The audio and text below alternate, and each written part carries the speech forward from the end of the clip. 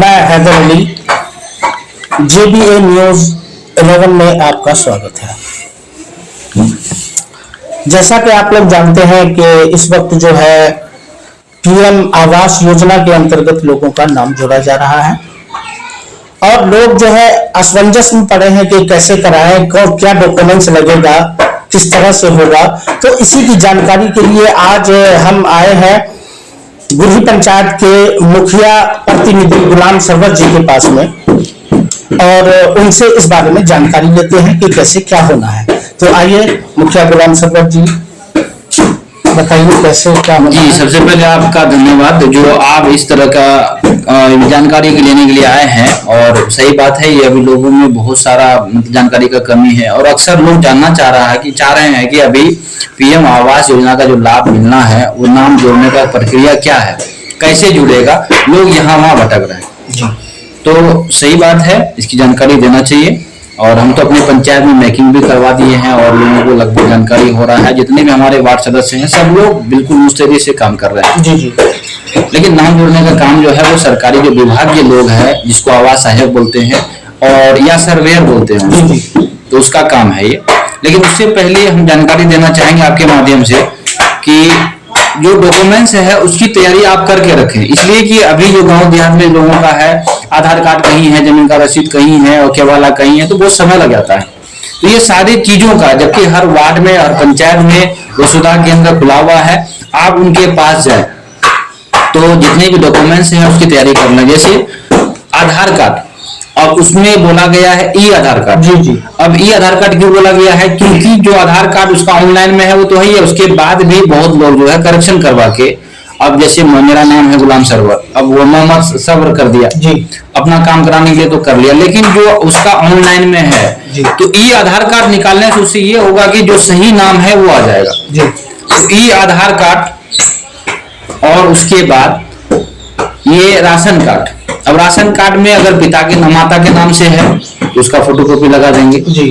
और या अगर आधार कार्ड राशन कार्ड नहीं भी है तो फिर भी हो जाएगा, उसका ऑप्शन है। दूसरा है जॉब कार्ड, ये अभी अनिवार्य कर दिया गया है, शायद आगे जो भी करेक्शन हो वो बात की बात है। जॉब कार्ड इसलिए कर दिया गया है कि आप लेबर हैं, आप भी दूर हैं, गरीब हैं, तो मनरेगा में काम करते होंगे जी। अगर मनरेगा में काम करते होंगे तो आपका जॉब कार्ड होगा, तो जॉब कार्ड होगा तो जॉब कार्ड नंबर तो आप कम से कम दे सकते हैं जी। तो फोटोकॉपी का जरूरत नहीं है। जॉब कार्ड नंबर उस फॉर्म जो जिसको बोलते हैं स्व घोषणा बोलते हैं, जो लिख के आप देंगे तो उसमें जॉब कार्ड नंबर होना अनिवार्य है। उसके बाद जो है बैंक पासबुक, उसका फोटोकॉपी, पति और पत्नी दोनों का आधार कार्ड का फोटोकॉपी, दोनों का बैंक पासबुक का फोटोकॉपी और राशन कार्ड का फोटोकॉपी। उसके बाद आपका जॉब कार्ड का फोटोकॉपी अगर नहीं हो सका तो आप जो है आधार जॉब कार्ड का नंबर डाल दीजिए उसमें। तीसरा जो मतलब पांचवा हो गया जमीन का केवाला या खतियान का फोटोकॉपी। दरअसल है कि आपको जब लाभ मिलेगा तो आप घर कहाँ बनाएंगे, उसका कोई ना कोई आपका लैंड होगा, जमीन होगा जी, तो उसका खतियान या केवाला का फोटोकॉपी जी और उसका रसीद का फोटोकॉपी जी। तो रसीद का और केवाला का फोटोकॉपी देना ही है, लेकिन स्वयं अपने नाम से है तो कोई दिक्कत नहीं जी। लेकिन अगर बाप या दादा के नाम से है जी तो वंशावली जरूरी है। इसलिए वंशावली जरूरी है। 10 कट्ठा जमीन है तो 10 कट्ठा जमीन में है तो दादा के नाम से था, अब 3 उनका बाप चचा था, उनके बाद फिर इसका जो है चचेरा भाई और अपना खुद हो गया, तो वंशावली बन जाएगा। तो ये पता चलेगा कि इनके नाम से 4 डिसमिल जमीन इनका हिस्सा में पड़ता है और जब ये आवास योजना का लाभ मिलेगा तो यहाँ पर ये घर बनाएगा, क्योंकि जियोटेक भी होना है जी।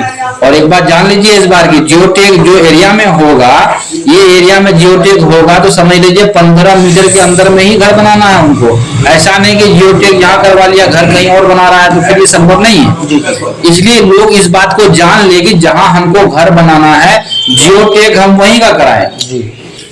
और वंशावली इसलिए जरूरी है, चाहे दादा के नाम से हो या बाप के नाम से जमीन हो, तो वंशावली बना देने से फ्रेश हो जाएगा कि ये जमीन, इतना जमीन इनके हिस्सा में पड़ता है। और जिनके नाम से खुद जमीन है, केवाला है, तो समझ लीजिए उसको तो कोई दिक्कत ही नहीं है जी। उसके बाद आ जाइए निवास प्रमाण पत्र और जातीय प्रमाण पत्र। ये जरूरी इसलिए है कि वहां पे कैटेगरी होता है कई तरह का जी।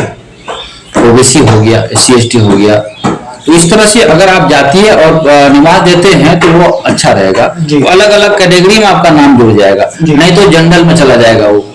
तो जातीय और आवास बनाना भी जरूरी है। और उसके बाद एक फॉर्मेट आता है स्वघोषणा, जिसमें आप लिख के देंगे कि हमको इससे पहले आवास पहले कभी नहीं मिला है और हमको आवास का योजना का लाभ जब मिलेगा तो हम घर बनाएंगे। तो क्योंकि सरकार देखिए तो हेल्प करता है, अब उतना पैसा में घर थोड़ी बनता है, तो कुछ पैसा आप भी जोड़ के रखेंगे इस बीच में, कुछ सरकार मदद करेगी। आप अगर घर बना लेते हैं तो आपकी जिंदगी ही आसानी होगी। जी बिल्कुल। तो ये सारी बातें आपके माध्यम से हमको भी बहुत अच्छा, बहुत खुशी हुई कि कम से कम लोगों के बीच जाएगा। और सब लोग निश्चिंत रहें क्योंकि समय लगभग 2 महीना है, लेकिन 2 महीना भी बहुत ज्यादा नहीं है।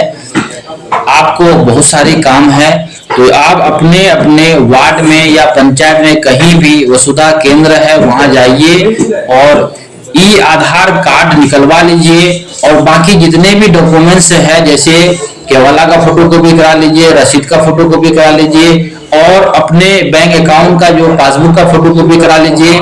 उसके बाद जातीय बना लीजिए और निवास बना लीजिए। आवास आय का जरूरत नहीं है इसमें, निवास बना लीजिए और स्वघोषणा जो है अपने वहां भर के फॉर्म तैयार करके पिन मार के अपने घर में रख लीजिए। उसके बाद अपने जो आवास सहायक है या सर्वेयर जो भी है उसको फोन कीजिए, बुलाइए अपने घर पे और वो उसके हवाले कर दीजिए। और उससे क्या होगा, उसको लगेगा कि नहीं भाई इनके पास सब कुछ है और सारा चीज जो है आसानी से और जल्द से जल्द काम हो जाएगा। क्योंकि ऑनलाइन करना है, ऑफलाइन तो खत्म हो गया, अब ऑनलाइन करना है, इसमें समय लगना है।